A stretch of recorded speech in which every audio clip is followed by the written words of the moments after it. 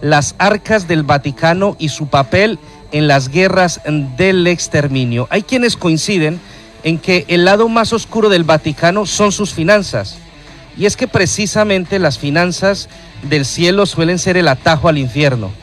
A lo largo de la historia, el Vaticano se ha visto envuelto en gigantescos escándalos que les asocian con mafiosos, suicidio de banqueros, conspiraciones, secuestros, pedofilia, prostitución, homosexualidad y demás hitos de la crónica negra en torno al dinero de Dios y a las creencias divinas que confirman que nadie es capaz de ponerle un orden a esa institución. El tesoro del Vaticano ha llegado a estar calculado en unos 3.500 millones de dólares, según algunos estudiosos, de los cuales la mayor parte estaban en lingotes de oro. Esto hacía de la ciudad-estado del Vaticano la segunda potencia mundial más rica del mundo, luego de los Estados Unidos. Si la Iglesia Católica fuera una corporación, estaría entre las primeras 20 compañías de los Estados Unidos al nivel de empresas como la General Motors o Apple, entre otras. El documental Dinero Sagrado de Radiotelevisión Española, transmitido en el 2013, explicaba la dificultad de medir las verdaderas dimensiones del tesoro del Vaticano y agrega que con 220 parroquias en todo el mundo, el Papa podría ser uno de los mayores terratenientes del planeta. En fin, tenemos hoy un programa muy completo que nos permitirá adentrarnos en ese lado oscuro y secreto del Vaticano. Para tratar este tema vamos a tener como invitados a nuestro grupo de panelistas y quiero empezar saludando a Ulises Maldonado, quien se encuentra aquí en la ciudad de Londres. Ulises, ¿qué tal estás? Muy buenas noches en Londres. Buenas noches a todos nuestros seguidores aquí en Europa. Buenas tardes en América Latina. Y como bien lo referencias de Luis, el Vaticano no es ninguna perita en dulce, y esto tiene unos antecedentes que vienen desde las cruzadas, que no eran simplemente empresas para llevar la religión cristiana católica hacia territorios considerados inhóspitos por su situación geográfica y conquistados por la religión islámica. La Cuarta Cruzada, por ejemplo, es una prueba de ello, ya que ahí comienza exactamente con el llamado saqueo, asedio por los propios cruzados de la Constantinopla cristiana. Buena parte de estas riquezas, entre ellas muchas obras artísticas, fueron a parar a los templos en Europa, y la repartición del Imperio Bizantino entre Venecia y los cruzados, todo esto con la santa bendición del Papa Urbano II. Perfecto, nos vamos a Santiago de Chile. Profesor Juan Pastén, un saludo cordial, bienvenido una vez más a En Primera Línea. Hola David, ¿cómo estás? Buenas noches para ustedes, buenas tardes acá, terminando el invierno y comenzando los primeros días de primavera. Bueno, sí, un interesante tema, como siempre, de estos tesoros manifiestos del Vaticano y, por sobre todo, tesoros ocultos del mismo. Perfecto, nos vamos también a Colombia. Allí está el conferencista Edison Montoya. Edison, un placer saludarte. Placer, Dawis, y a todo el equipo, a la mesa de trabajo. Una bella tarde de Colombia, una espectacular noche en el Reino Unido. Hoy nos encontramos después de estas largas vacaciones en un tema bastante espectacular para nuestro objetivo, que es entender un poco la dinámica de la realidad del ser humano dentro del mundo. Hoy vamos a mirar qué se esconde dentro de las arcas del Vaticano, cómo a través de la historia ha venido generando una funcionalidad de crecimiento de capital, de tal manera que se tenga que consolidar un banco para poder manejar sus propias arcas. ¿De dónde el Vaticano iba a tener tanto dinero para crear su propio banco? Y ha venido siendo consolidado a través de las dos vertientes que la Iglesia dice es la provisión para el ser humano: la guerra y el desorden sexual. Todas las cantidades de mujeres y de hombres que sirvieron como prostitutos y prostitutas al servicio del Vaticano llenaron sus arcas, donde posteriormente, a través de muchas guerras y a través del Banco del Vaticano, se forjaron las guerras que hoy conocemos hoy en día como el exterminio del comunismo. vamos a mirar esa dirección dentro de las arcas del Vaticano y su relación con las guerras, y todos los gobiernos actuales, antes del año 2000 y ahorita en el año 2000, cómo han sido una sola unidad donde el Vaticano y el mundo políticamente es un crecimiento de una empresa a nivel capitalista. Excelente, Edinson. Y en la conducción me acompaña desde Santiago de Chile Sandra Rincón, periodista. Sandra, ¿qué tal estás? Buenas tardes. Hola, David, y a toda nuestra mesa de trabajo. Se dice que la Santa Sede tiene un patrimonio inmobiliario de cerca de 883 millones de euros, en gran parte compuesto por unas 5.000 propiedades. La mayoría de ellas están en Italia, Francia, Reino Unido y Suiza. Gran parte de ese patrimonio procede de la reparación entregada por Italia al Vaticano en el Tratado de Letrán de 1929, como la reparación por las expropiaciones durante la caída de los estados pontificios. El ente que se ocupa de gestionar estas propiedades y fondos se llama APSA, que significa Administración del Patrimonio de la Sede Apostólica, que hasta ahora jamás había dado a conocer sus cuentas. En términos generales, el APSA también se ocupa del pago de salarios, oficina de compras y departamento de recursos humanos del Vaticano.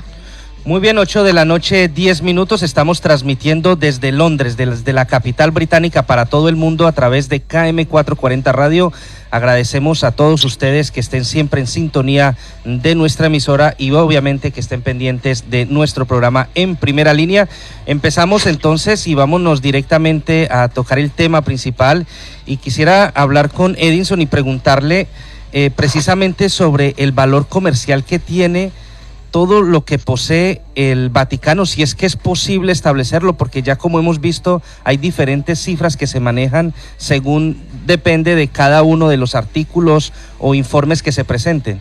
Gracias, Dawis. Un espectacular tema donde lo que buscamos es compartir con toda nuestra audiencia un conocimiento de qué es lo que nos acompaña como seres humanos.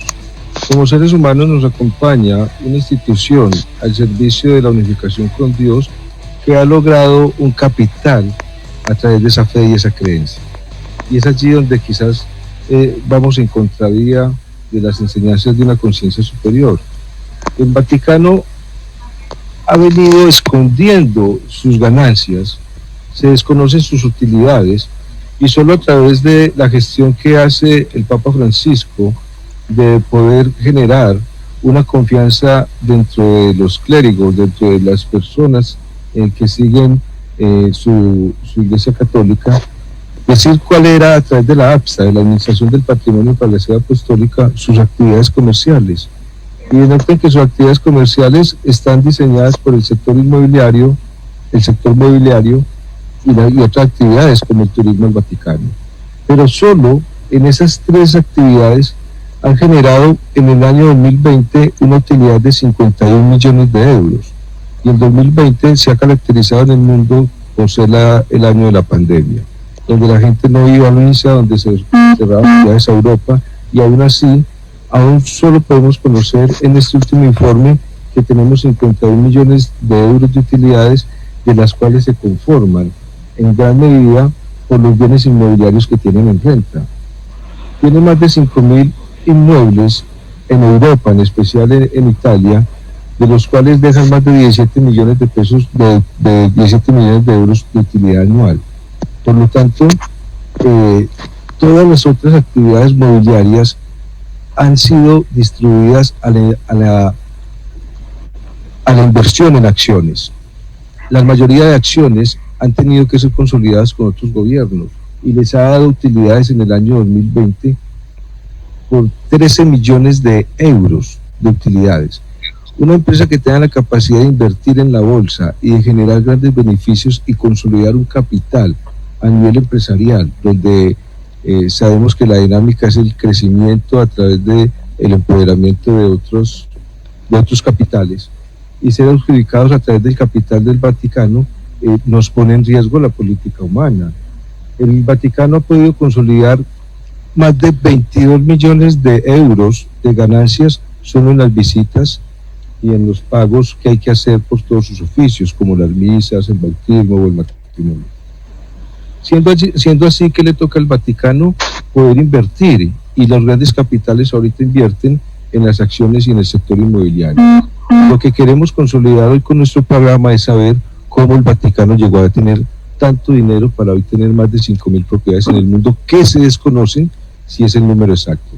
Porque que nunca se ha investigado de dónde provienen esos dineros, tantos siglos que han pasado y tanta corrupción al interior que se cuaja al interior del Vaticano, porque nunca hubo, digamos, una entidad que se encargara de saber de dónde provienen todos estos dineros. Se sabe que son de las, digamos, de las donaciones o las llamadas limosnas, pero ¿qué se está haciendo con este dinero realmente? En la realidad, cuando hay que disponer de la no verdad es porque hay algo que ocultar. Si fuese a través de los diezmos y las limosnas, no tendríamos el beneficio de tener que ocultarlo. Hay dos razones por las cuales la humanidad desconocía esta política del Vaticano. Una, sus ingresos, sus grandes capitales dependieron en gran medida de los saqueos que hacían en las guerras a través de las cruzadas y de todo lo que se vino a generar con los templarios, con la Inquisición, que es un tema que hablaremos posteriormente, y también en gran medida por todas las grandes cantidades de prostíbulos que el Vaticano pudo generar, prostíbulos dentro y fuera de muchas iglesias y conventos. Tuvo épocas donde muchos papas tuviesen al servicio, como lo vamos a ver en nuestro tema de pedofilia y homosexualidad, pudieron tener al servicio más de 45.000 prostitutas. Todo ese dinero no podía ser consolidado abiertamente a la fuente que era, una fuente de prostitución y de guerras. Y la segunda razón es porque el Vaticano consolidó articulaciones políticas y económicas con gobiernos de otros países. Y lo que hicieron esos gobiernos de otros países fue, a través del Vaticano, articular una gran cantidad de esquemas para que hubiese una política unificada en el mundo, en contra de todos los que estuvieran, en este caso, en contra de Estados Unidos. Existieron muchas negociaciones, como lo vamos a tratar de ver hoy, con la CIA, con el Pentágono, para que la Iglesia y el Vaticano mantuviesen oculto estas relaciones que hoy vamos a ver.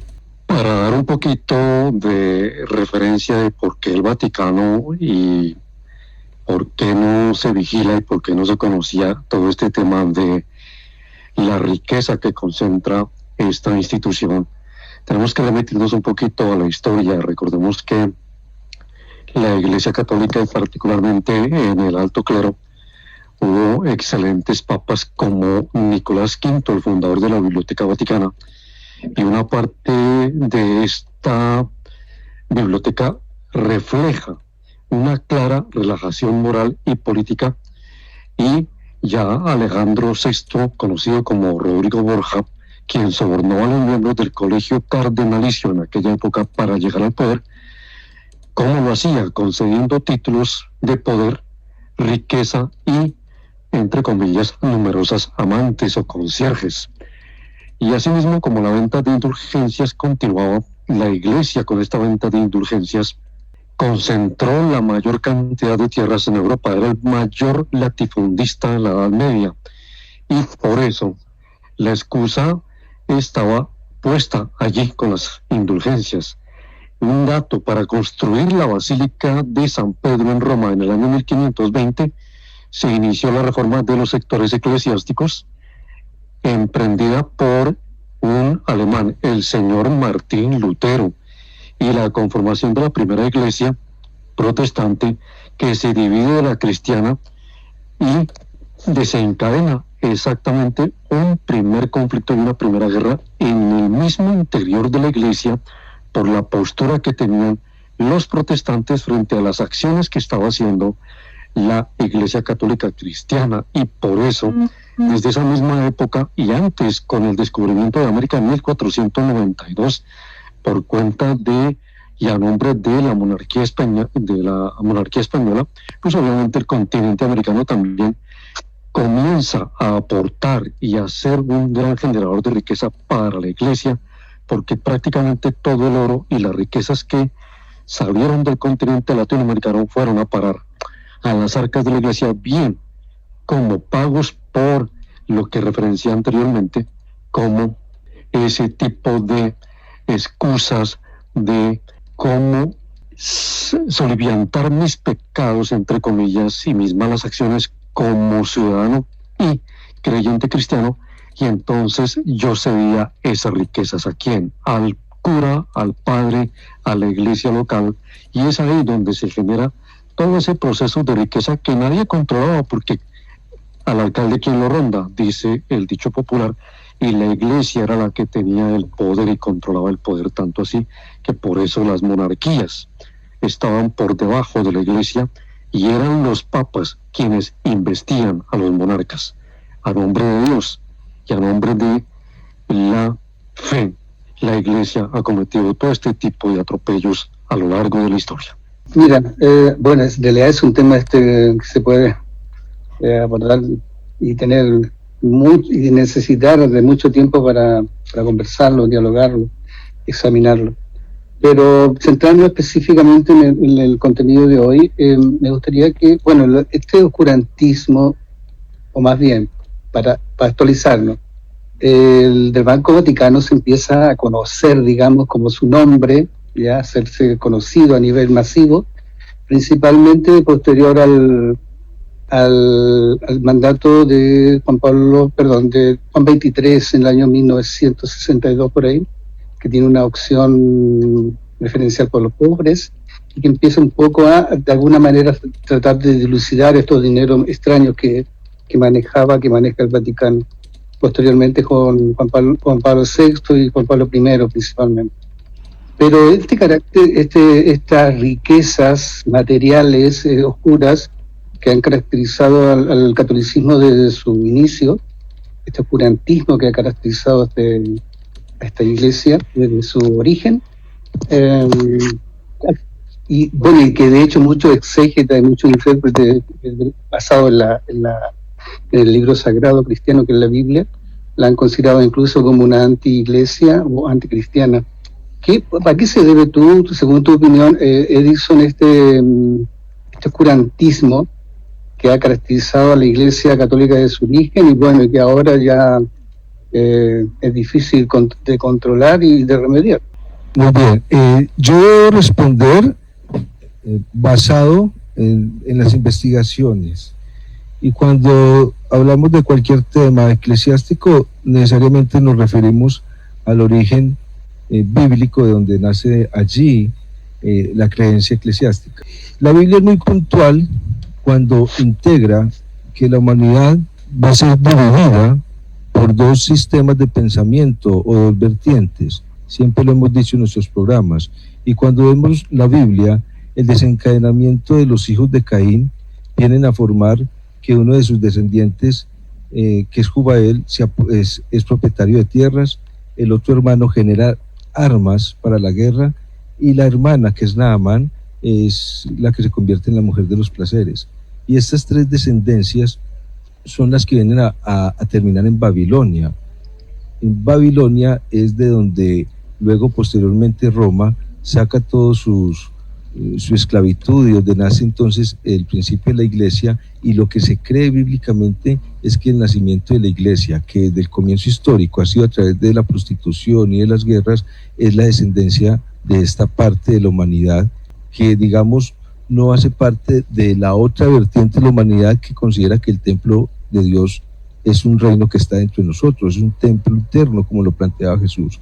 Y creemos que bíblicamente nos corresponde en sus profecías a que al final de los tiempos la humanidad iba a encontrar que esa iglesia era, como la misma iglesia, la misma Biblia lo plantea, como la gran ramera, donde están toda la homosexualidad y la pedofilia y todo el engaño allí encontrado.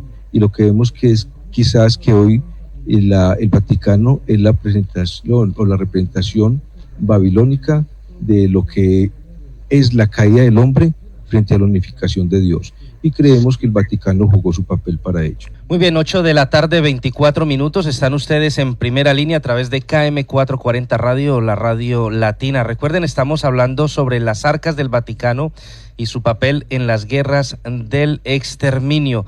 Y pues comentamos acerca de ese gran patrimonio inmobiliario que tiene la iglesia.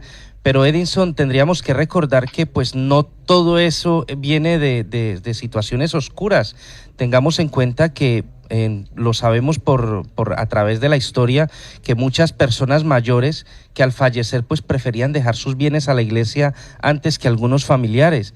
Entonces también ha habido una connotación económica en la que han sido personas totalmente conscientes las que han dejado parte de ese patrimonio a la iglesia, y por otro lado estarían los mismos gobiernos que ya podríamos decir que sí puede ser de alguna manera oscura para tratar de conseguir adeptos en sus campañas políticas. También han permitido y han favorecido que se dieran algunos terrenos y algunas edificaciones también a la iglesia. De pronto serían efectos de una causa, Dawis. Sí. Aquellos creyentes ingenuos, aquí en Colombia se dio mucho esos casos donde los familiares o los hijos iban a reclamar sus propiedades y ya están a nombre del sacerdote, del cura. Porque precisamente, como lo plantea bíblicamente, el dueño del mundo, que es el tentador, es el que engaña, precisamente nos hace fieles a sus tres reinos, que la Biblia plantea muy bien que los tres reinos son la iglesia, el poder político y el poder militar. Esos tres reinos se unen y han engañado a la humanidad. No tenemos una filosofía hacia Dios. Llegamos al año 2021 donde no conocemos una filosofía espiritual, y llegamos al año 2021 donde el colapso económico y las guerras han sido suscitadas precisamente a que cada ser humano no pueda corresponder a un estado de vida. Entonces creo que hemos sido engañados, pero por la misma vertiente. Hay un engaño en el mundo a través de estos tres poderes para que el hombre no adquiera una conciencia superior.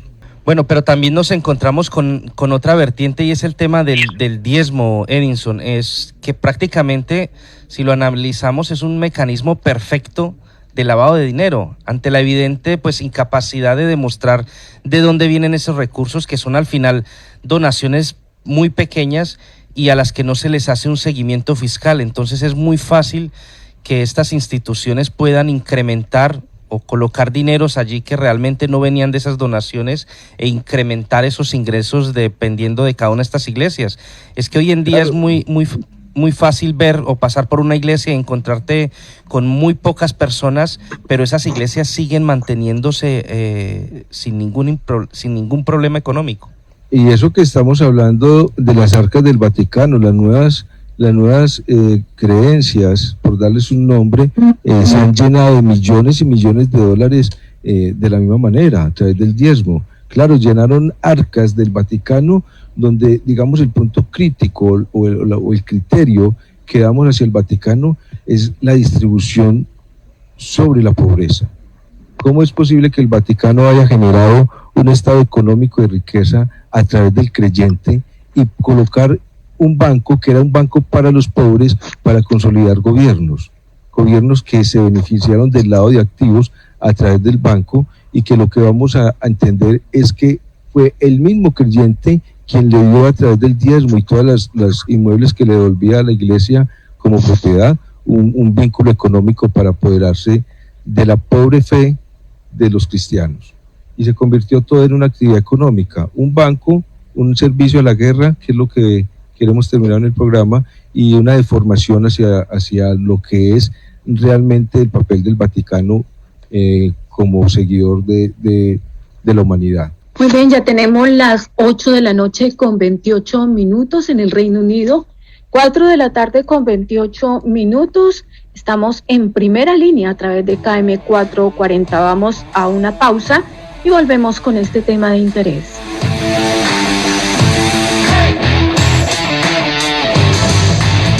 Por música crossover. Regresamos nuevamente en primera línea a través de KM 440. Hay un tema de interés dentro de todo esto, Edison, y es la relación que siempre ha tenido la mafia italiana con el Vaticano. ¿Cómo ha sido, digamos, en cuanto a la parte de sus intereses, Edison? Muy bien.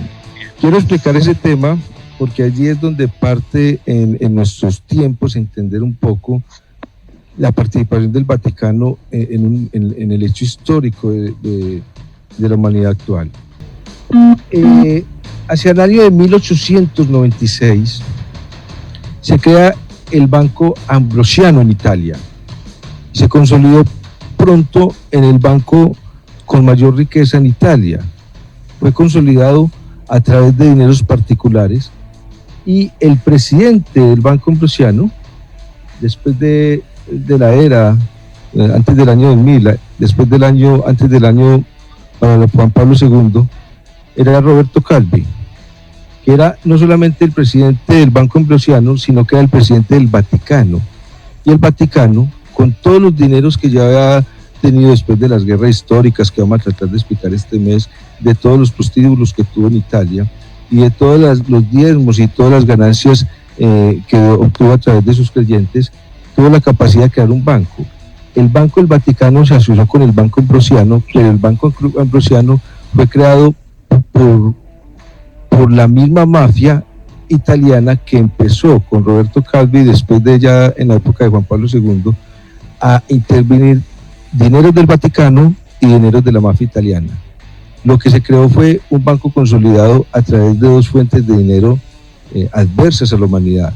Una a través del Vaticano, con todos los escándalos que viene trayendo, y otra a través de la mafia italiana.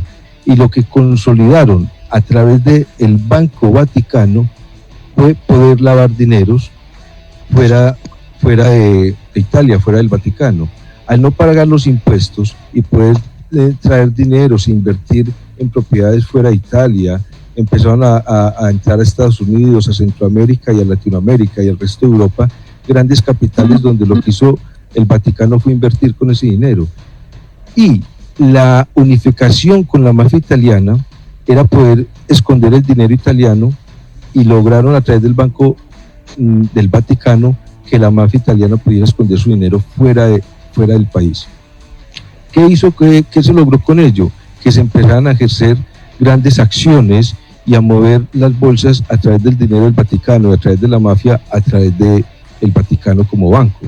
Lo que terminó consolidando es que grandes gobiernos, entre ellos los de Estados Unidos, empezaron a hacer con Roberto Calvi una unificación de capital para poder entonces generar negocios masivos a través del mundo. Y uno de los negocios más grandes que hizo Estados Unidos con esa inversión de capital era poder generar ventas de armas a muchas partes del mundo y abrir rutas de narcotráfico para que, por ejemplo, Irán o para que países de Centroamérica que tenían gobiernos de alta derecha y que querían combatir el comunismo pudiesen ser fortalecidos.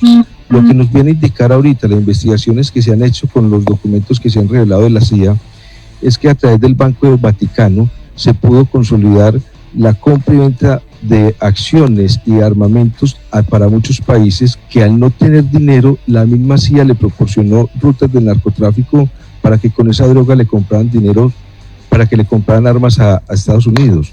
Y todo eso fue una consolidación para poder matar grupos de izquierda, para poder matar todos los que eran líderes sociales, sobre todo en Latinoamérica, y poder intervenir grandes campañas presidenciales que no iban con el capitalismo estadounidense, y todo se dio en la consolidación del Banco Vaticano con la relación del dinero de la mafia en Italia.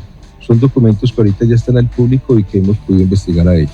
Bueno, el Vaticano tiene muchos negocios y prácticamente una situación que lleve a que nos escandalicemos. Así de pronto podamos decir que el Vaticano concentra la mayor parte de sus capitales en ese preciso instante del Banco Vaticano y el Banco Ambrosiano, que entraron en proceso de investigación, la quiebra del Banco Ambrosiano y todo el escándalo que se generó con relación a este tema.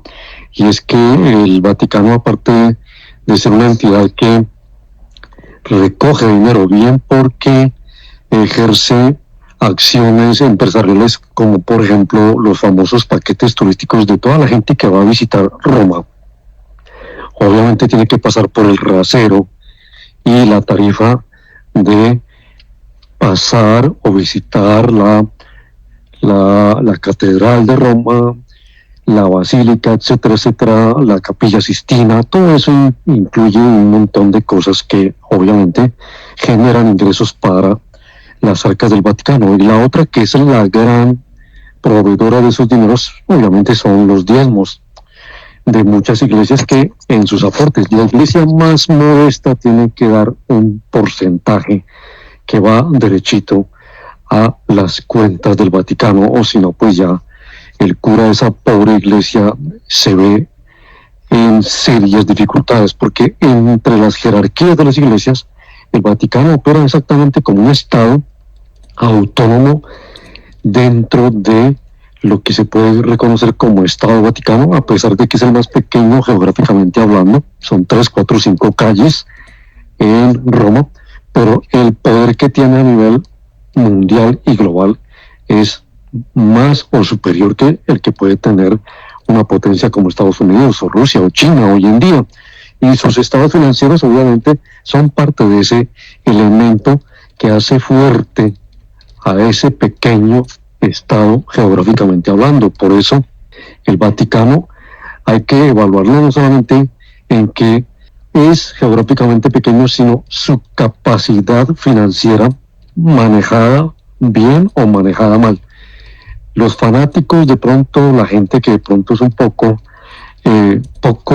escéptica a estos temas porque consideran que de pronto nosotros aquí en este programa estábamos haciéndole todo un ataque a la Iglesia Católica Apostólica Romana, y de pronto van a sentirse ofendidos. La idea es que entendamos un poquito la maquinaria de cómo funciona este tema de las iglesias, no solamente en la Iglesia Católica, hoy lo vemos en las famosas iglesias cristianas que están también diseminándose por todo el resto del planeta, y en donde los pastores también acumulan bastantes riquezas y que obviamente salen primero de las arcas de los diezmos y de las limosnas, y también de algunas otras negociaciones no muy santas, como lavado de dinero, como venta de armas, y como bien lo manifiesta Edison, el tema de la lucha contra el comunismo, que no solamente se dio en América Latina. Recordemos también el fenómeno de el movimiento de Lech Wałęsa en Polonia, recién establecido también un poco la caída del muro de Berlín y el declive que se dio con la Unión Soviética y el resurgimiento que se dio en Polonia, atizado exactamente por el Papa de la época, que entre comillas también giró algunos cheques hacia el líder obrero Wałęsa para impulsar el proceso de cambio en Polonia, de ser uno de los satélites del comunismo bajo la sombrilla de la antigua Unión Soviética, y que se convirtiera o saltara a la libertad, entre comillas, y a la democracia, entre comillas, occidental, bajo la sombrilla posteriormente de la OTAN. Recordemos que Polonia era parte también del viejo Pacto de Varsovia, y ese Pacto de Varsovia desaparece también gracias a todo ese empuje financiero, ideológico, religioso. Recordemos que Polonia es uno de los países mayormente creyentes, católicos creyentes en el planeta, en el mundo, y eso facilitó mucho el trabajo de Juan Pablo II, el Papa Wojtyła, en este sentido. Por eso no es gratis hablar de las maniobras del Vaticano, no solamente en Europa, sino en América Latina, específicamente también con lo que sucedió en Nicaragua con los Contras, apoyado también por Estados Unidos, y el proceso del escándalo Irán-Contras, con lo que referencia Edison, con la venta de armas que supuestamente no estaban autorizadas por Estados Unidos, pero que al final le dieron la santa bendición porque tocaba combatir el proceso de la implementación y el desarrollo de un Estado comunista en Centroamérica con la Revolución Sandinista. Quiero aprovechar esta línea que nos marca Ulises Maldonado aquí desde Londres, desde Reino Unido, para entrar en el tema de América Latina un poco, ¿no? Y me gustaría pues comentar, por ejemplo, en América Latina se conoce que el Vaticano ha tenido mucho que decir en esas diferentes dictaduras que han habido. Y quisiera preguntarle a Juan, en el caso de Chile, si conocemos cuál fue el papel de la Iglesia Católica frente a esa represión vivida durante la dictadura de Pinochet. Yo diría, para resumirla en una palabra, ambivalente, ya, porque en términos de clericales o populares fue de mucha aquiescencia o de mucha blandura, sobre todo durante los primeros, desde el año 73 y los primeros años de la dictadura, prácticamente no hubo mayor inquietud respecto del Vaticano hacia lo que ocurría en Chile. Pero sí la hubo, no en lo concerniente a lo que ya casi en Chile y no sé si en Latinoamérica, en gran parte de Latinoamérica, por lo menos se llamó los curas populares. Eran sacerdotes católicos, pero afincados en sectores populares del país, de las poblaciones populares, que sí tuvieron una postura bastante contraria a la dictadura desde los primeros años, desde el primer momento. Y de hecho muchos sacerdotes acá en Chile fueron ultimados y asesinados en ese periodo de la historia nuestra, ¿ya? Sí, o sea, creo que es un tema de, como lo expresó de alguna manera Edison, el tema es el clericalismo que ha caracterizado al catolicismo de su origen, que muchas veces está como muy apartado, muy lejano de los sectores realmente que debería beneficiar, si seguimos el mensaje textual o el mensaje real o profundo de Jesús, que la preocupación por los pobres, ¿no es cierto?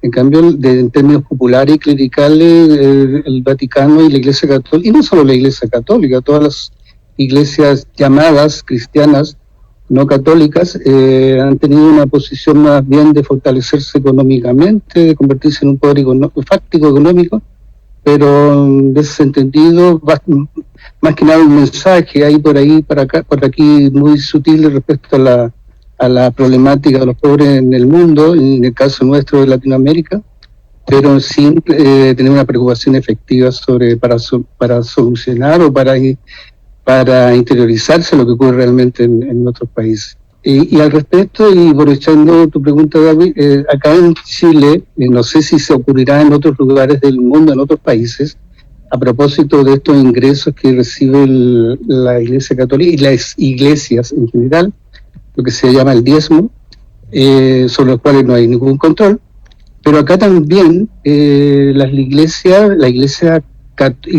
en general, pero el catolicismo de la que estamos ahora insertos, también está liberado del pago de impuestos. O sea, es un doble beneficio, ya cosa que ni siquiera la industria, las corporaciones más grandes en términos económicos sí deben pagar impuestos, pero la Iglesia Católica y la Iglesia Cristiana en general y todo tipo de iglesias están liberadas de impuestos. No sé si eso ocurrirá en otros lugares. Y ya eso posibilita en gran medida muchas veces susceptible de posibilidad de blanqueo que se pueda producir a ingresos que no están todo limpio o son obtenidos de manera maliciosa.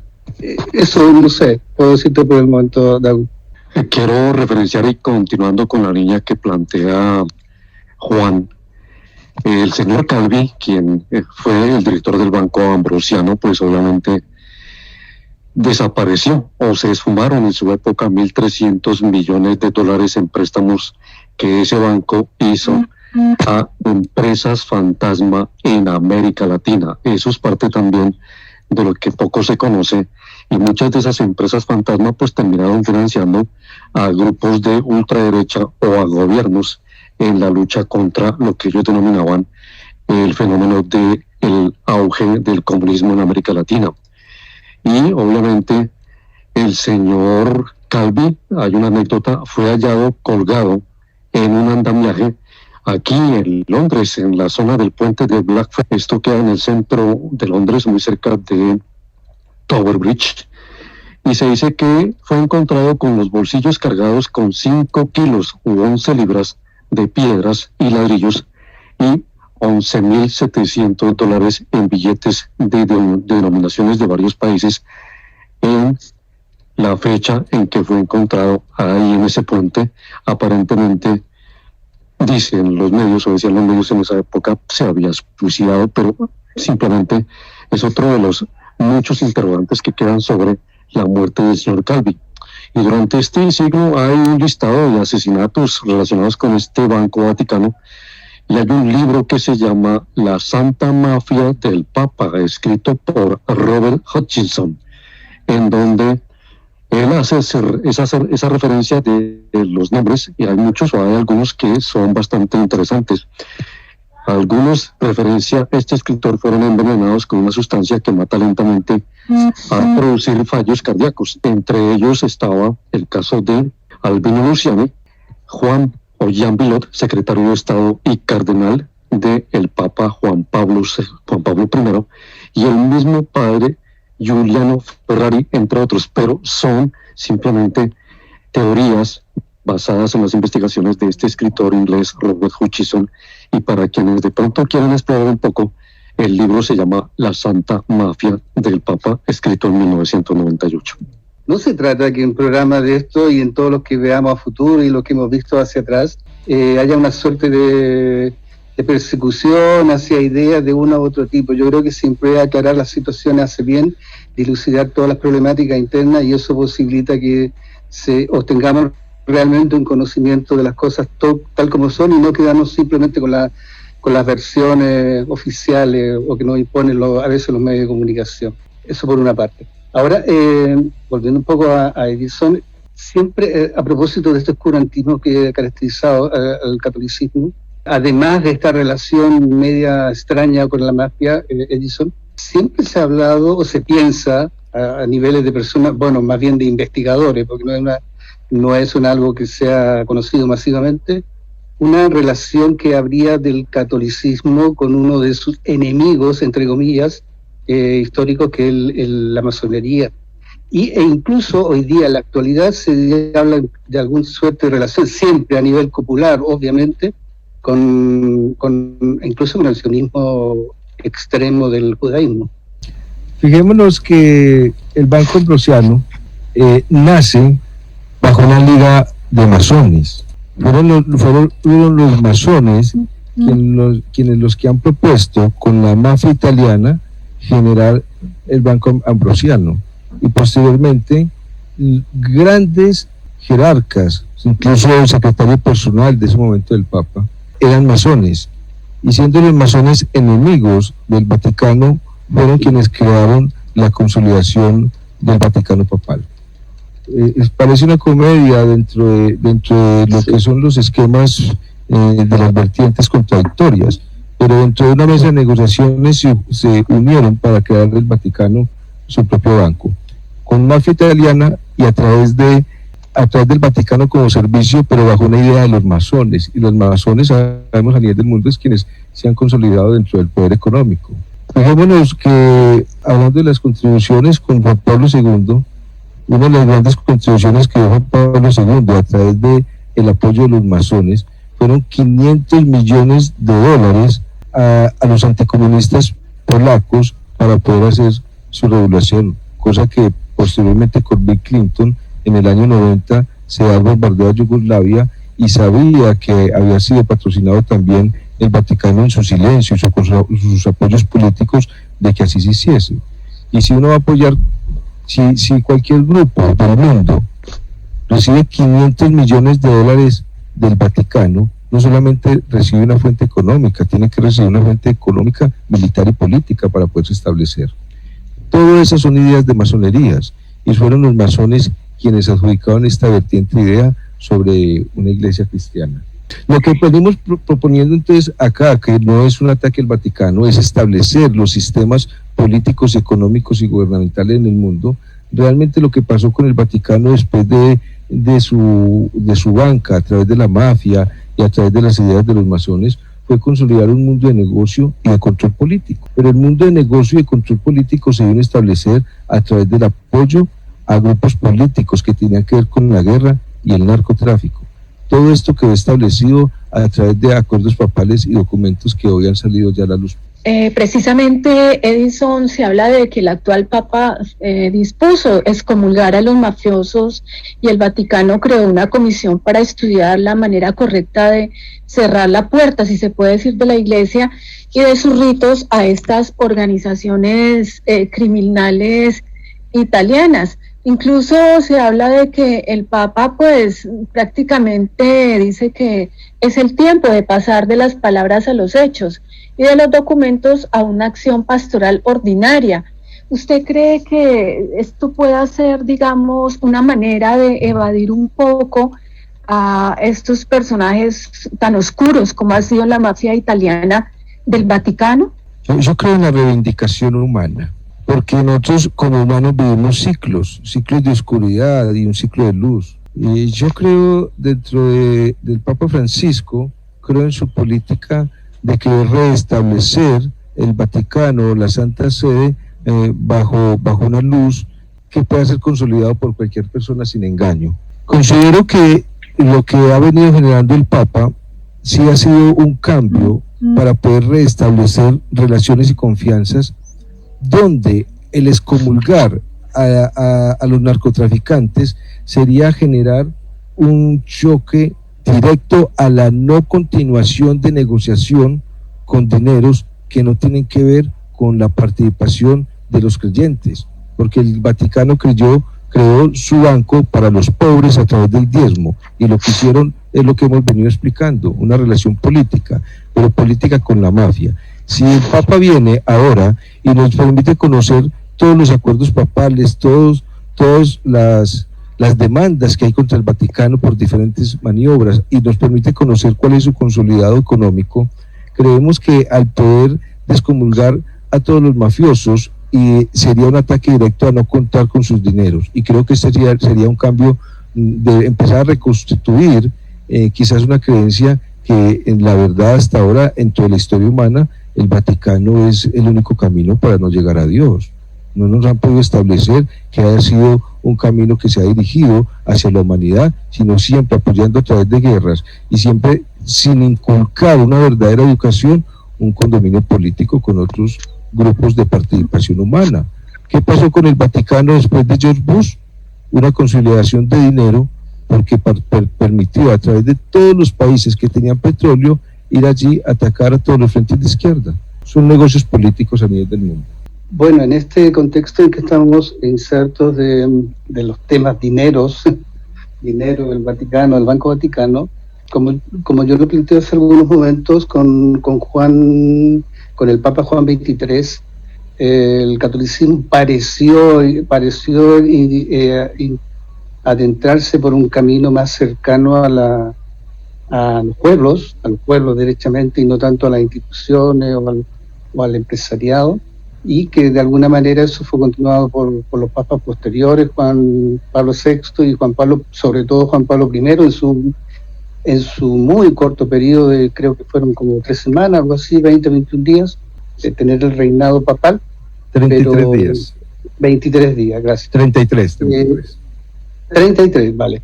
Y justamente cuando un poco se destapó esta cosa del Banco Vaticano y los dineros un tanto oscuros que habían, y este Papa Juan Pablo I, que, bueno, hijo de una dueña de casa, y su padre fue un antiguo dirigente socialista, que del principio, digamos, se priorizó eso de que era hijo de un socialista, y de alguna manera se lo tildó de izquierdista o cercano incluso al comunismo. Y después se elige en estas elecciones que hacen en el Vaticano entre los cardenales a un papa que tiene una posición casi totalmente contraria a Juan Pablo I. Si bien sigue la línea Juan Pablo II, toma su nombre con una línea programática ideológica, Ulises, que había apoyado, y lo hacías tú también, que de una manera había apoyado y posteriormente apoyó a Bolonia, a Lech Walesa y todo eso, ese anticomunismo que caracterizó esa época.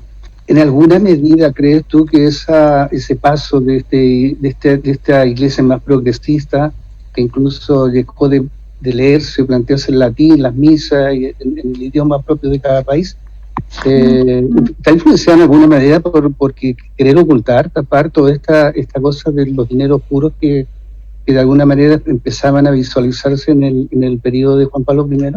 Es exactamente lo que el Papa Francisco está tratando de restablecer, pero tenemos que entender qué se va a restablecer. Es que en la época del Papa Juan Pablo I debemos de entender que estamos en la época de la Guerra Fría, y la época de la Guerra Fría fue Washington a través de la CIA y yendo a investigar en todos los países del mundo quienes hacían parte del comunismo, donde el gobierno debía velar por los ciudadanos, y lo que buscaba el capitalismo era que los ciudadanos pudiesen competir entre sí y darle al gobierno el impuesto. Lo que querían era vivir del impuesto, fabricando empresas donde emplear a la gente. Quienes estuvieran en contra de esa vertiente sabían que era los mismos dueños capitales los que se iban a apoderar de sus finanzas, cosa que hoy vemos que es así. Y entonces empezó Juan Pablo, empezaron los papas, antes de Juan Pablo I, en la Guerra Fría, a permitir económicamente que, por ejemplo, Venezuela le mataran sus líderes, que no pudieran permitir que, por ejemplo, Venezuela hiciese un trato con su petróleo fuera de Washington. Y lo que hicieron fue a matar a través de toda la CIA y a través de Estados Unidos todo aquel que estuviese en contra del comunismo, del que estuviera a favor del comunismo. Lo que queremos establecer es que después de Juan Pablo I viene Juan Pablo II, que se denotan en los documentos que encontraron de la CIA que es alguien anticomunista. Tiene que ir en contra de todo el que vaya con el comunismo, y el Papa Juan Pablo II no restableció lo que Juan Pablo I quería restablecer, que era acabar el servicio del Vaticano en la prestación de sus servicios a Estados Unidos. Pero Juan Pablo II lo permitió, y lo permitió de tal manera que, por ejemplo, en el Salvador Allende no pudo llegar al poder en el año 1964. En la República Dominicana se derrocó en el año 1973 a Juan Bosch, que era el presidente que tenía una consolidación comunista. Se derrocó en el año 1962 a Carlos Arocema, que era el presidente de Ecuador. Se dio muerte a Galán en Colombia, a Gaitán en Colombia. Se da la muerte del Che Guevara en el año 1967 en Bolivia, porque el gobierno boliviano, a través de la CIA, hicieron todos los indicativos para que el Che Guevara cayera. Estados Unidos ataca a Playa Girón en Cuba para apoderarse de toda la estructura de Cuba porque era comunista, pero todo esto son apoyos a través de los papas, y Juan Pablo II apoyó a través del Vaticano y su dinero esta vertiente a través de la CIA y el Pentágono para que el anticomunismo fuese creyendo. Y realmente, ¿qué fue lo que se creó con dinero del Vaticano? El paramilitarismo. La estructura de defender líderes de derecha a costa de muerte. Y eso es lo que ahorita entonces tratamos, porque viene la pregunta, ¿cómo consolidarlo ahorita si lo que hicimos fue crear un gobierno políticamente capaz, con estructura militar y económica a través de todas las estructuras e instituciones mayores del mundo, que es la política, la guerra y la creencia en la fe a través de la Santa Sede? Todo eso que nos permitió, Sandra, para terminar ahí, ¿qué nos permitió? Si vamos a reivindicar ahorita algo, lo que teníamos que reivindicar es un sistema político-económico, y eso ya nos cogió ventaja, no había manera. Para el caso, digamos, de América Latina, ¿se podría decir que en el caso de Argentina con Juan Domingo Perón?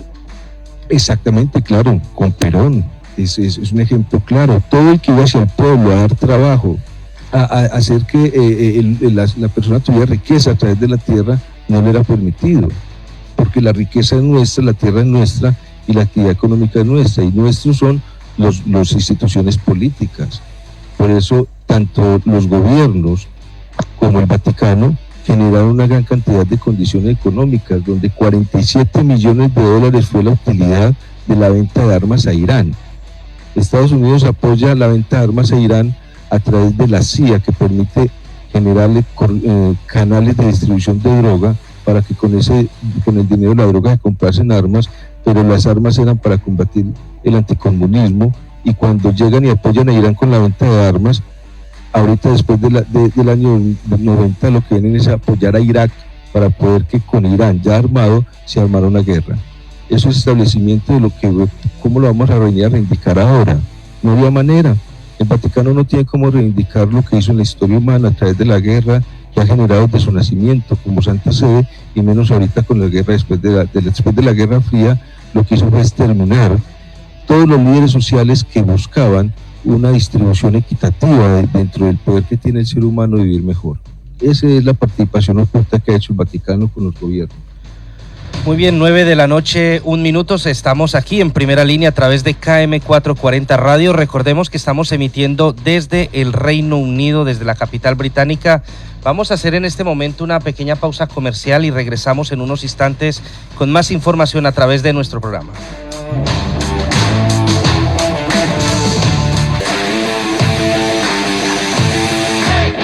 Muy bien, 9 de la noche, 4 minutos, seguimos en Primera Línea. Le recordamos que este es el primero de 4 programas que vamos a tratar sobre el Vaticano. Vamos a hacer un análisis muy completo, no para estar en contra de ninguna idea religiosa de nadie, simplemente es para darles información muy concreta y muy exacta que existe a través de diferentes estudios que se han realizado y que demuestran la oscuridad con la que se han manejado de alguna manera, por lo general, los dineros y las actividades que se han llevado a cabo a través de la historia allí en el Vaticano. Y en esta última parte del programa, nos quedan 25 minutos de programa, vamos a entrar en tal vez uno de los temas, digamos, que más llama la atención y que tiene que ver con Hitler, con la Segunda Guerra Mundial. Hubo un documental de la BBC que se llama Rivales para el Paraíso, donde se describen esas oscuras negociaciones existentes entre el Vaticano, Hitler y Mussolini. Así que, Edinson, me gustaría que nos hicieras un poco la introducción sobre cómo se llevaron a cabo esas negociaciones y de qué se trataron esas negociaciones con el Vaticano. Un tema bastante sensible. Parte de lo que venimos compartiendo, no es jamás un ataque a la fe o a la creencia en Dios, es precisamente acercarnos a la realidad de Dios, o acercarnos por los canales adecuados. La problemática que existió con Hitler y con Mussolini es debido, y todos lo conocemos a nivel histórico, de que eran judíos. Los judíos históricamente no han sido bien allegados a la Santa Sede, y digamos que viceversa desde la historia. Es tanto que, lo vamos a ver posteriormente, hubo papas que pudieron colocar en su bula papal que matar a un judío no era pecado, y se crea inconscientemente un ataque hacia los judíos. Eliminar a los judíos de una u otra forma era un grupo de interés para muchos sectores. Se ve a través de muchos documentos que se pidió ayuda a la Santa Sede, a muchos sacerdotes y a muchos miembros del Vaticano, ayuda para poder que los judíos pudiesen intervenir y no fuesen quemados ni fuesen masacrados como lo hicieron. Y muchos de los documentos llegaron al Vaticano y no tuvieron eco. Por lo tanto, el Papa sabía exactamente que se podía estar estableciendo una masacre contra los judíos.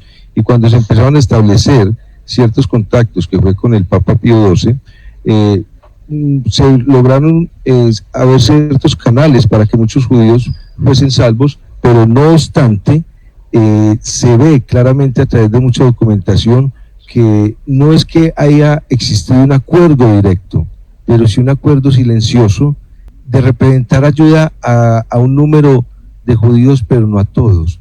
Allí también hubo una participación económica hacia Hitler. Hay documentos que se establecen que hubo apoyo a través de las ideas de Hitler para establecer una raza superior, y eso implicaba exterminio.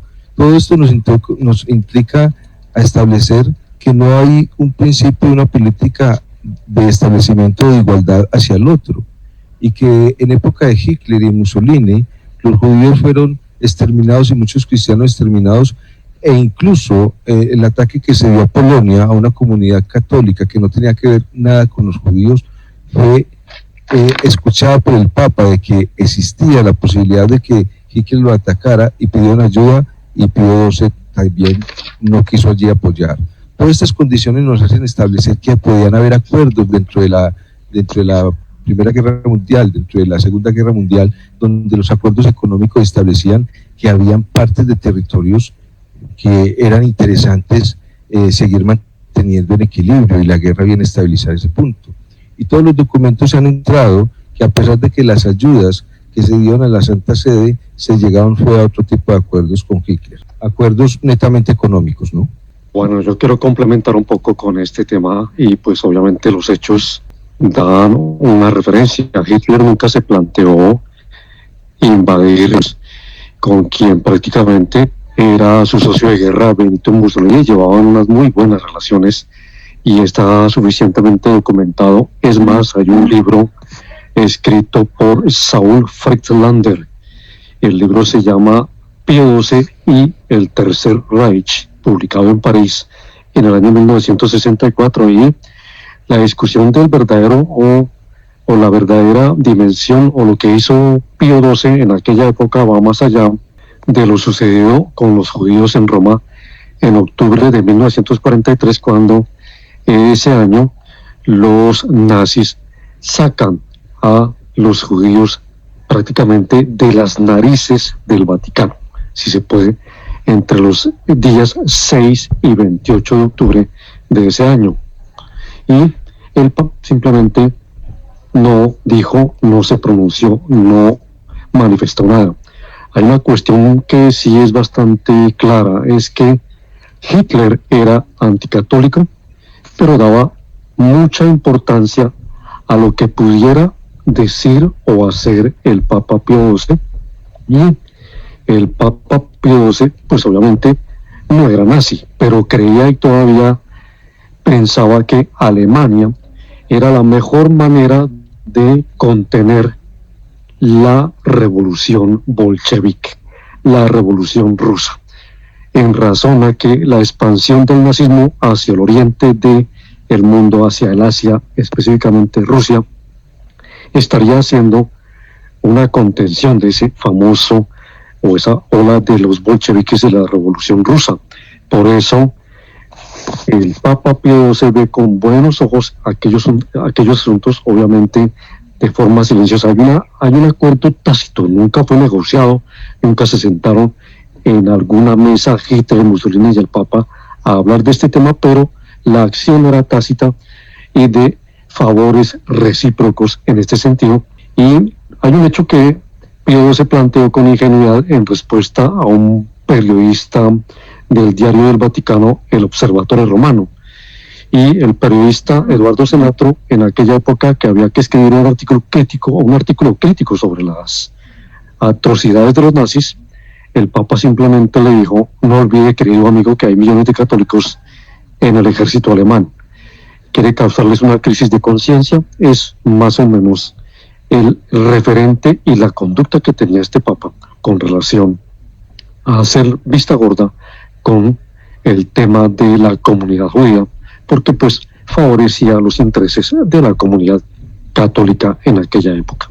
Bueno, un poco completando lo que dice, teniendo una opinión personal acerca de lo que dice Ulises, esta relación de pasividad que históricamente ha tenido el Vaticano, me refiero al Vaticano porque, como dije anteriormente, a nivel de sacerdotes, de curas afincados en sectores populares de América Latina y específicamente de Chile, en realidad de repente tiene una posición bastante anticlerical, ¿ya? Siguen siendo católicos y todo, pero no siguen exactamente el lineamiento establecido por su dirigente máximo.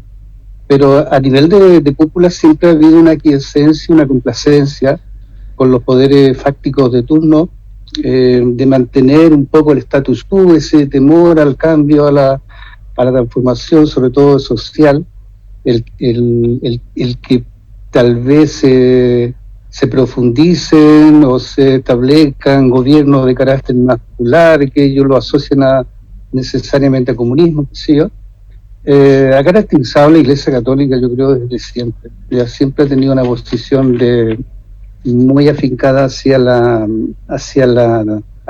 el tradicionalismo, diría yo, hacia el mantener las cosas como están e incluso hacia mantener posiciones reaccionarias. Y esto se vio claramente durante el periodo de la Segunda Guerra Mundial, con Hitler, con Mussolini, y también incluso en España, también tuvieron durante la Guerra Civil Española, fueron profundamente antipopulares, y para ellos asocia siempre este concepto popular, como señalé anteriormente, le huele a socialismo y comunismo. Pero eso lo hacen muchas veces ir contra lo elemental del mensaje de Jesús, que es la preocupación por los más desfavorecidos socialmente. Bueno, yo he visto documentos respecto al Papa Pío XII, prácticamente colgado del cuello ahí, poniéndole medalla a Hitler y a Mussolini. No sé, yo encuentro que en una actitud casi patética. que, digamos, manifiestan de modo claro lo que estoy planteando. O sea, hay películas también documentales al respecto. No sé por qué, a qué se debe esa aquiescencia, Edison, ese temor al cambio, a la transformación social profunda, el temor al progreso, a la evolución económica, social, ideológica, que lo hace aferrarse al status quo, a lo que hay. Estaba exactamente analizando en ello, porque entonces, conforme en lo que tú participas, nos estaríamos estableciendo que si el Vaticano cierra en este momento cualquier vínculo organizacional, político, con otros gobiernos, y con tantísimo dinero que tiene y tanta propiedad que tiene, se sumerge a cumplir con el objetivo de establecer una visión espiritual al mundo y al ser humano como estado de paz, iría en contra, o se volvería socialista y comunista, iría en contra de la misma política que vino a apoyar y restablecer, dejaría de ser una empresa. Y creo que la problemática del Vaticano es ella, que si deja de ser una empresa, no puede administrar sus bienes, y si no suelta todo para seguir su objetivo, estamos haciendo es política económica. Es muy difícil entonces para una idea política como la que tiene el Vaticano establecer un cambio, porque como tú lo dirías, no solamente sería un miedo al cambio, a restablecer una sociedad política, sino que era poderse encontrar que en la historia humana hizo parte de un papel que no debía haber jugado, un papel que quizás el compartir y el apoyar el uno al otro sea una visión de futuro, más de conciencia, y el hecho de que se hayan creado gobiernos para apoyar guerras de ultraderecha contra la izquierda, contra un pensamiento ajeno a una política gubernamental, va a establecer entonces que en ese error vaticano, establecer un nuevo cambio sería, uno, aceptar su error dentro de la historia humana, y dos, para empezar a jugar su papel, debe empezar a no tener un rol capitalista empresarial, que es lo que ha hecho el Vaticano con sus arcas. Bueno, podríamos analizar el contexto histórico en el que se da esta situación y pensar que el Vaticano, a través del Papa, lo que intentaba era de alguna manera garantizar los derechos de esa Iglesia Católica alemana. Recordemos que ellos firman el concordato de 1933 entre la Santa Sede y lo que fue la emergente Alemania nazi, que fue prácticamente lo que ha generado tantas críticas contra el Vaticano, porque este acuerdo lo que pretendía era eso, garantizar los derechos de la Iglesia Católica en Alemania a cambio de que ésta prestara lealtad a la máxima autoridad política del país y que de los clérigos se abstuvieran de intervenir en política interna, cosa que han hecho toda la vida en todos los países del mundo la Iglesia Católica. Entonces, Edison, pues para muchos historiadores, obviamente, que son críticos, esto fue visto como una manera de dar, de alguna manera, legitimidad moral al régimen nacionalista que se estaba creando en ese momento. Es que participó con su voto de silencio, pero Exacto. fue un voto, es una participación en la cual generó su causa a todos los efectos de lo que vino a generar la historia humana. El papel de la Iglesia, si debió haber sido allí importante, debió haber sido establecido bajo un mecanismo político-social, un reestablecimiento de acuerdos, una jerarquía de protagonismo incluso económico dentro de cualquier condición de cambio, pero lo que permitió fue en su silencio generar que un sistema político, militar, económico restableciera el poder que hoy tenemos. Edison, se habla de que el Vaticano dio también refugio a miles de judíos, pero a juicio de los críticos no dio información muy valiosa a otros que podría haberlos salvado. Sin embargo, para la historia crítica, este episodio fue una clara demostración de que el Papa Pío II estaba dispuesto a callar ante las atrocidades nazis, incluso cuando esa persecución sucedía a pocos menos de 1 kilómetro de distancia. Muchos afirman que este Papa tenía un amplio conocimiento del proyecto de exterminio del pueblo judío en curso, incluso de la solución final gracias a los recursos de la diplomacia vaticana. ¿Cuál es su punto de vista? Claro, Sandra, es que algo que si le preguntamos a alguien del Vaticano que administre el Vaticano bajo su propia filosofía, ellos hoy establecen la defensa del Pío XII diciendo que el Papa no tenía armas ni argumentos para ir en contra de Hitler, que lo que pudo hacer fue salvar el 20% de los judíos y que los 80% de los que no le pudo dar la mano no estaba en su propia condición. Pero es una defensa que no tiene piso si establecemos, como muy bien lo veíamos ahorita, el mismo Papa Pío XII daba sus medallas de honor a Hitler y a Mussolini, se las colgaba en el pecho, y habían documentos, y hay documentos que establecían que había políticas de intereses económicas en toda esta invasión. Por lo tanto, vuelvo a participar con el voto de silencio que hizo el Papa, y él sabía a pocos kilómetros que estaban yendo por los judíos y por las personas que estaban buscando protección. Claro que Pío XII sabía que estaba haciendo y que había negociaciones con Hitler que no permitían que fuera en contra. Lo que creemos, según las investigaciones, es que al Alemania tener la fortaleza del dominio, la Iglesia iba a tener un aliado empresarial capitalista con el cual no venir a intervenir en sus políticas, pero sí venir a ocupar sus arcas, y eso es lo que Pío XII está tratando de aliar, un aliado nuevo que iba a ganar la guerra para poder allí restablecer un nuevo poder.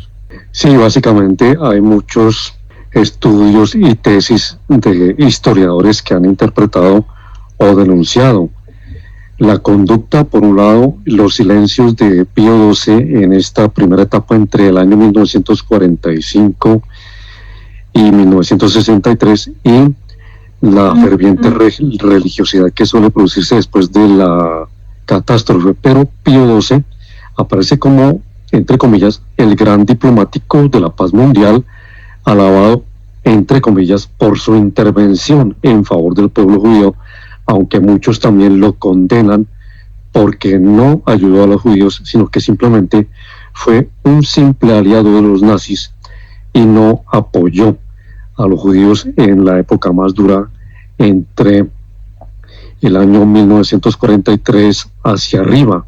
Y hay un señor que se llamó Ernst von Holzacker, amigo muy personal de Pío XII, que para entre el 15 y el 16 de abril de ese año más o menos había detenido a 1.259 judíos, y se pensaba que esos judíos irían a hacer trabajos duros en el norte de África, porque recordemos que los nazis llegaron al norte de África, a Argelia, Túnez, Marruecos y a Egipto en su plan de conquistar el mundo, pero al final fueron llevados a un campo de concentración, Auschwitz, donde fueron asesinados, fueron masacrados, y por ello este señor fue condenado, puesto preso y condenado en el famoso juicio de Nuremberg en 1947 a 7 años de cárcel por la cooperación activa en la deportación de judíos, siendo muy amigo del Papa Pío XII. Bueno, aquí volviendo un poco al origen del catolicismo, la Iglesia Católica, el concepto mismo de católico, el término latino se traduce como universal, no aparece sino si tomamos como sustrato, como base la Biblia, como origen del cristianismo, o basado en donde están todas estas iglesias cristianas o llamadas cristianas. El término catolicismo, Iglesia Católica, no aparece por ninguna parte. Tampoco aparece, por ejemplo, el concepto de papa. ¿Cómo interpretarías tú eso? Si una iglesia que se dice la emisora del cristianismo en el mundo. Muy bien, debo volver a remitirme a la Biblia. Yo nunca tomo la Biblia bajo un punto de creencia y bajo ninguna iglesia. Es un gran libro de estudio histórico. Lo que a mí me encanta de ella es que lo que fue proclamado tal cual ha políticamente sucedido. Recordemos que el trono de la iglesia o el trono del templo lo tenía Jesús, y fue Poncio Pilato quien se hizo pasar como judío, y quien no lo era, quien tomó el poder.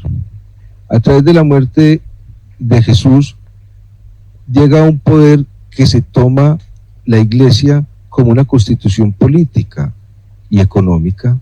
Todo esto ha sumergido de que el Vaticano tenga que participar política y económicamente de todo un andamiaje sistemático del mundo, pero su participación es ajena a la verdadera constitución de la enseñanza de lo que es el templo de Dios.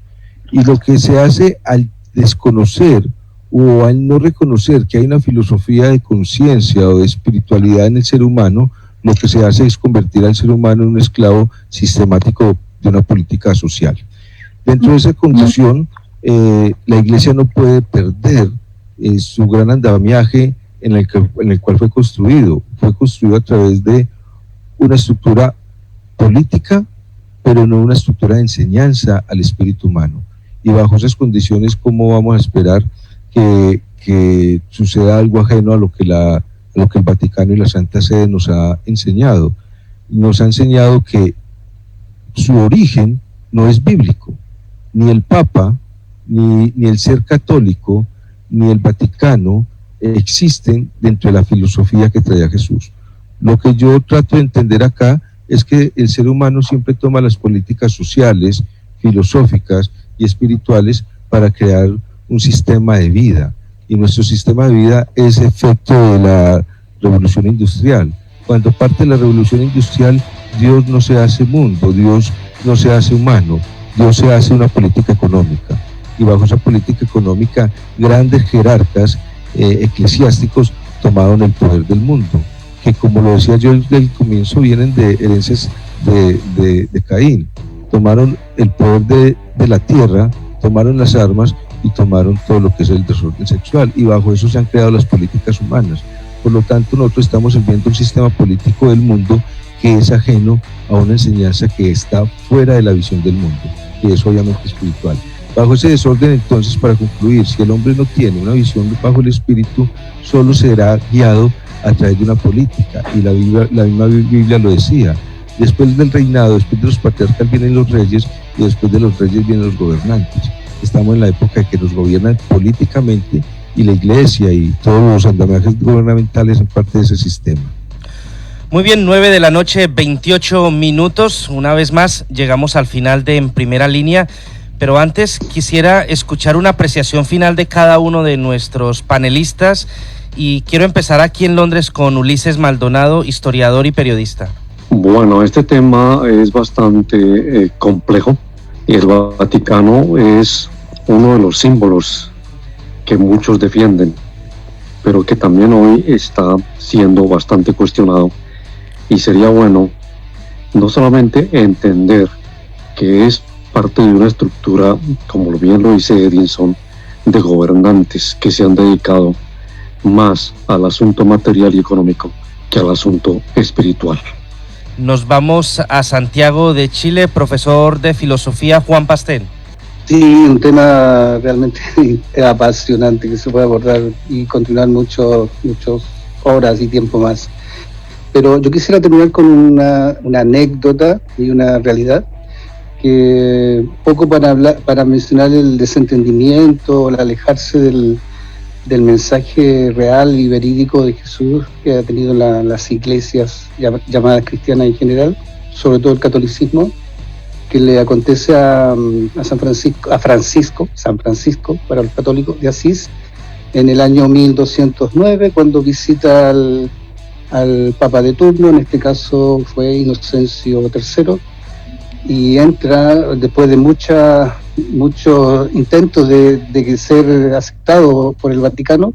Finalmente le permiten estar entre la presencia del Papa, y lo primero que Francisco le dice al Papa, antes siquiera de saludarlo, le dice: ¿qué haces en este palacio si los pobres están afuera?